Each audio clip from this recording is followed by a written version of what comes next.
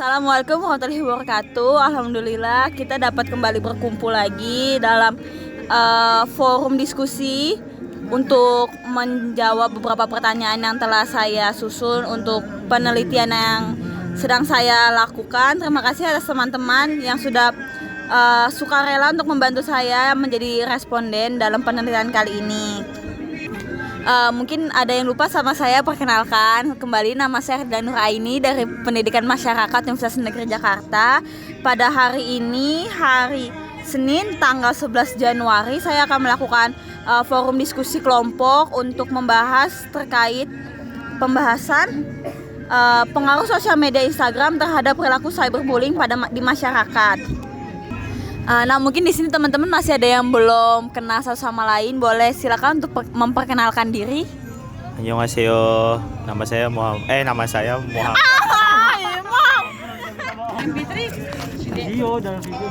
Nama saya Juna. Nama saya Lani. Nama saya Muhammad Warsito. Oke, terima kasih untuk teman-teman semua yang sudah menjadi sukarelawan untuk penelitian saya menjadi responden. Baik, di sini saya akan memulai untuk bertanya. Di sini saya akan memulai pertanyaan. Bisa nggak sih, boleh nggak teman-teman untuk menceritakan secara ringkas terhadap lingkungan di tempat tinggal teman-teman semua? Lingkungan tempat tinggal aku bersih, nyaman, terus asri, orangnya juga ramah-ramah juga. Kalau saya sih sama lingkungan sekitar sih dekat, karena memang perilaku masyarakat juga alhamdulillah baik-baik semuanya, pada saling tolong menolong, saling bekerja sama dengan baik gitu kalau misalnya mau ada kegiatan atau apa. Oke, kalau untuk Mas Juna? Untuk di lingkungan saya dari segi masyarakatnya itu baik, terus juga ramah dan peka terhadap sekitar sih. Oke, tadi kan tentang lingkungan tempat tinggal ya. Nah, kalau misalnya dalam bersosial media itu, sosial media kalian itu gimana sih untuk perilaku sosial dalam teman-teman bersosial media itu gimana? Saya bermain sosial media sih buat cari yang sebelumnya tuh saya belum tahu, jadi saya mencari hal baru dari sosial media tersebut. Kalau saya sih untuk bersosial media yaitu untuk mencari hiburan aja dan informasi sih, tidak untuk kayak berbincang dengan teman kayak gitu. Kalau saya untuk sosial media itu untuk mencari informasi, menambah wawasan dan juga untuk menambah teman sih. Oke, berarti rata-rata di sini menggunakan sosial media untuk menambah informasi dan untuk menambah teman juga ya. Nah, tapi di sosial media ini teman-teman ini punya komunitas gak sih, atau kayak grup-grup gitu? Punya, paling grup orang teman-teman deket, grup yang sering main itu kayak grup teman-teman SMA itu ada sih. Grup pengajian. Kalau saya sih kayak paling grup kelas, sama karena saya baru masuk ke fanbase K-pop dan aktor Korea, jadi saya masuk ke dalam grup K-pop dan aktor Korea tersebut. Kalau saya itu komunitas ya, kayak komunitas untuk handphone mungkin, terus sama grup-grup pengajian sama majelis sih. Nah, tadi kan udah pada punya ini ya, komunitas sendiri di sosial media masing-masing. Boleh nggak sih ceritain gimana pengalaman selama berada di dalam komunitas tersebut? Senang sih pastinya, soalnya kan satu frekuensi, jadi kalau ngobrol juga nyambung gitu loh. Sama sih kayak tadi yang disebutin, karena satu frekuensi, satu kesukaan, kesenangan, jadi kayak happy aja kalau misalnya lagi berbincang di sosial media di komunitas itu. Kalau saya merasa nyaman dan juga asik sih, karena satu pembahasan gitu.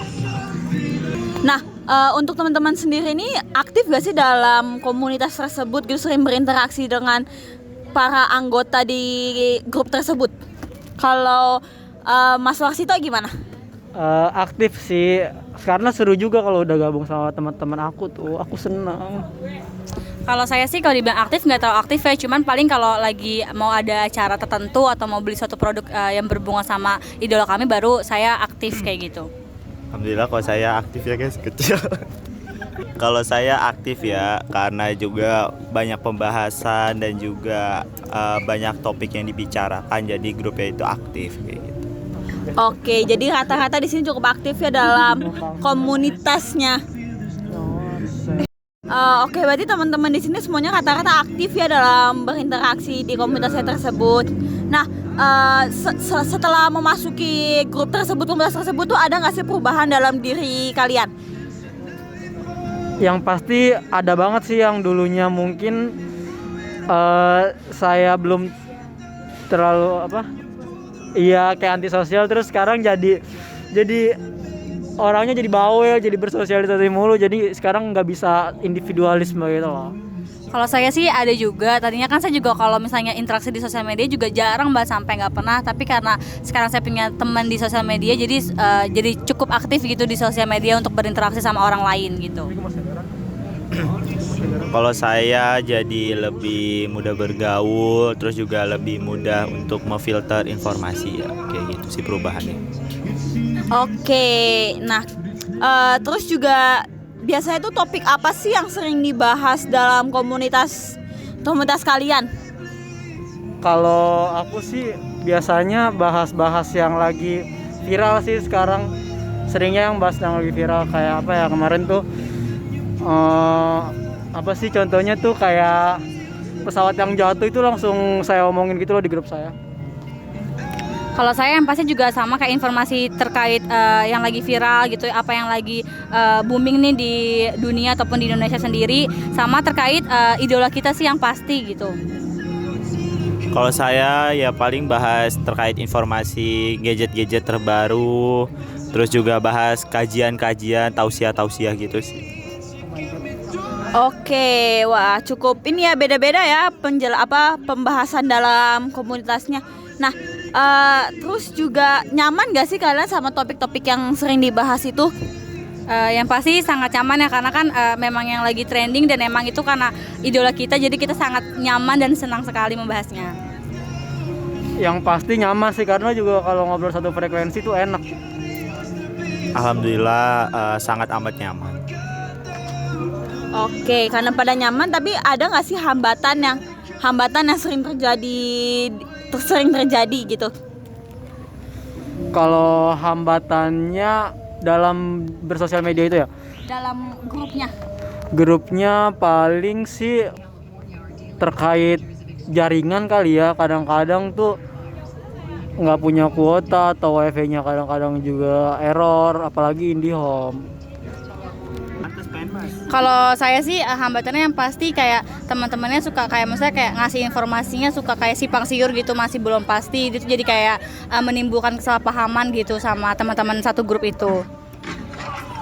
Hambatannya mungkin ada aja gitu orang yang ngasih atau anggota yang ngasih informasi hoax, terus juga ada aja gitu informasi-informasi yang mungkin sedikit kayak ada kesalahan kayak gitunya sih. Oke, nah untuk cara kalian beradaptasi, kan kebetulan kan juga komunitasnya kan beda-beda ya. Cara kalian beradaptasi itu gimana? Cara saya beradaptasi dari chat sih, berarti ya dari grup chat gitu. Kalau saya sih beradaptasi yang pasti saling memahami satu sama lain dan sering berinteraksi sih, jadi biar bisa saling terbiasa satu sama lain. Kalau cara beradaptasi ya kayak membaur, terus juga melihat topik-topik apa yang sedang dibahas dan mungkin kayak ngasih pendapat sih kayak gitu. Oke, tadi kalian membahas topik-topik yang bisa bikin kita semakin nyaman untuk beradaptasi ya. Tapi pernah nggak sih ngebahas tentang cyberbullying di dalam komunitas tersebut? Cyberbullying. Kalau di komunitas saya sih, kalau di grup saya sih nggak ada ya. Kalau saya sih ada sih, sering banget malah, karena idola kita juga sering banget dapat bullying dari haters kayak gitu sih gitu. Kalau cyberbullying ada ya, karena juga informasinya kadang suka random, jadi ada aja gitu cyberbullying terhadap orang yang ngasih informasi atau yang ngasih tanggapan gitu. Oke, kalau itu kan karena teman-teman melihat ya ada kasus-kasus seperti itu. Tapi pernah nggak sih di salah satu komunitas tersebut tuh anggotanya yang menjadi korban? Kalau dari saya alhamdulillah nggak ada yang jadi korban. Oke, kalau kakaknya? Kalau kami pribadi sih nggak ada sih. Ada sih, ya tadi saya bilang kadang yang ngasih informasi atau yang menanggapi informasi tersebut sih suka kena cyberbullying.